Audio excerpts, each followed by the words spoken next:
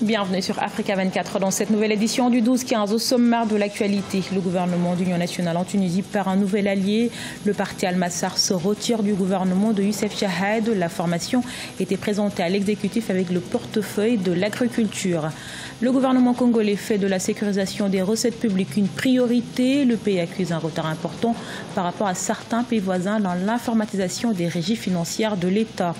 Et en République démocratique du Congo voisin, la régulation des sites en ligne pour lutter contre les fake news et la cybercriminalité instaurée par les autorités suscite la polémique. La presse en ligne redoute des pressions comme les réseaux sociaux.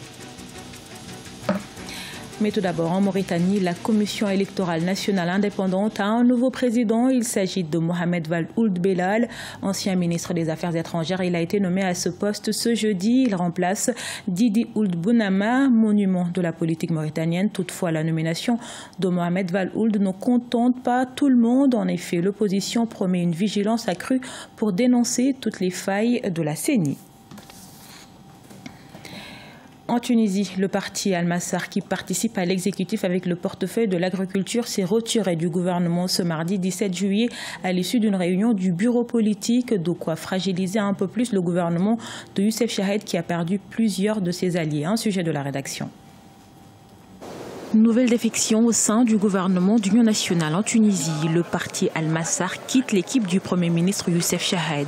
Représentée au sein du gouvernement par le ministre de l'Agriculture, la formation affirme ne plus être concernée par le sort du gouvernement ni par ses politiques et ses orientations. C'est un aveu de non-réalisation du plan qu'ils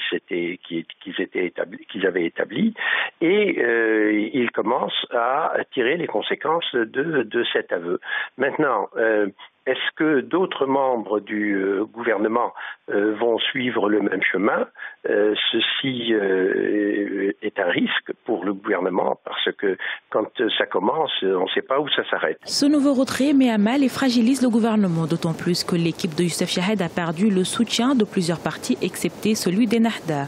Ça commence à être malsain dans un pays où on veut la poursuite de la démarche démocratique qui est vraiment désirée, mais aussi une certaine réussite des différentes politiques économiques, sociales, sécuritaires dans le pays. Parti de gauche non représenté au Parlement et signataire du document de Carthage, Al-Massar a rejoint le gouvernement en 2016.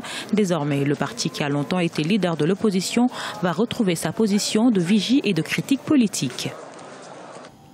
Le verdict est tombé ce jeudi au tribunal de Dakar pour 29 Sénégalais suspectés de terrorisme. La justice a acquitté l'imam Dao et condamné à 20 ans de prison son disciple Matar Diokhane. Ce dernier est accusé d'avoir voulu créer un califat ouest-africain basé en Casamance dans le sud du Sénégal. 14 des accusés ont également été acquittés. Les autres écopent de 20 à 5 ans de prison. Dans le but de sécuriser les recettes de l'État, le gouvernement congolais veut relever le défi de l'informatisation de toutes ces régies financières. Instauré depuis 2015, le comité du pilotage de la réforme du système d'information s'est réuni ce 17 juillet à Brazzaville pour la 5e fois. Il a évalué le niveau d'évolution des principaux projets de la réforme. Reportage de notre correspondant Deva Ponzo. La République du Congo accuse un retard important par rapport à certains pays voisins tels que le Rwanda dans l'informatisation des régies financières de l'État. Malgré ce retard, le gouvernement a fait de la sécurisation des recettes publiques un objectif prioritaire dans sa lutte contre la fraude et la corruption. En plein 21e siècle, nous sommes vraiment en retard par rapport aux autres. L'enjeu essentiel, c'est quand même de sécuriser les recettes de l'État et tel que nous travaillons jusqu'à aujourd'hui, n'est pas encore au point. L'évolution du processus de l'informatisation des régies financières a été au centre de la 5e réunion du comité de pilotage de la réforme du système d'information ce mardi 17 juillet 2018 à Brazzaville. Au terme de cette rencontre avec les différents experts, on note une avancée considérable du projet. Nous sommes à notre 5e comité de pilotage et force est de constater justement que le travail avance normalement, un peu comme prévu. Il y a eu beaucoup de difficultés dans certains modules qui ne couraient pas avant. Vous savez, dans les douanes, il y avait déjà Sidonia, Sider, et il y a des modules qui ont été mis en place par des jeunes Congolais qui nous donnent entière satisfaction. Notons que la réforme du système d'information concerne les directions des douanes, des impôts, du trésor, du budget, la Caisse congolaise d'amortissement ainsi que d'autres administrations publiques. Il a été créé en 2015 afin de renflouer les caisses publiques devenues vides à cause de la crise qui frappe le pays.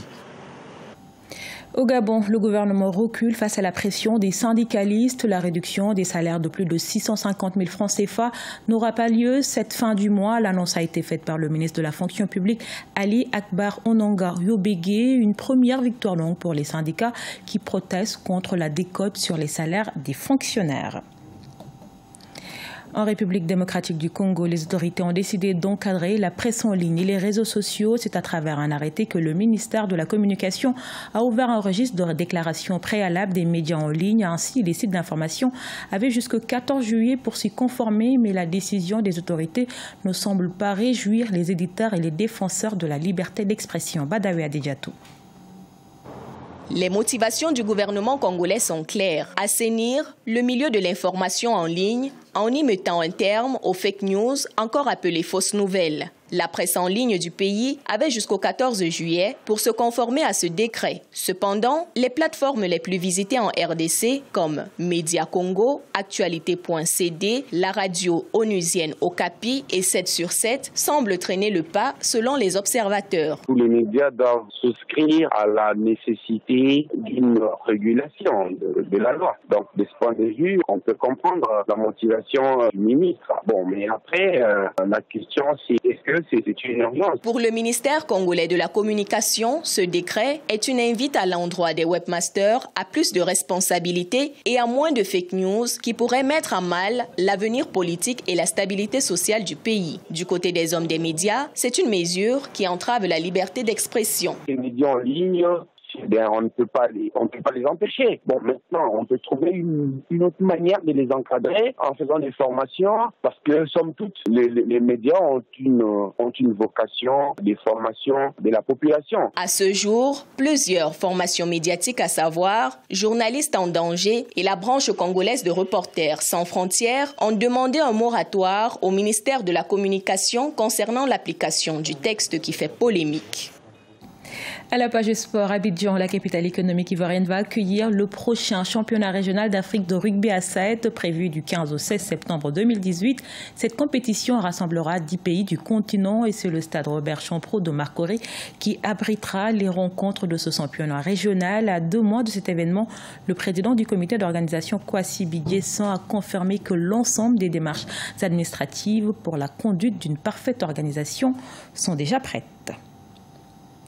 Ce journal a été réalisé par l'ensemble de la rédaction. Merci pour votre fidélité. Dans un instant, une nouvelle édition de l'actualité sur Africa 24.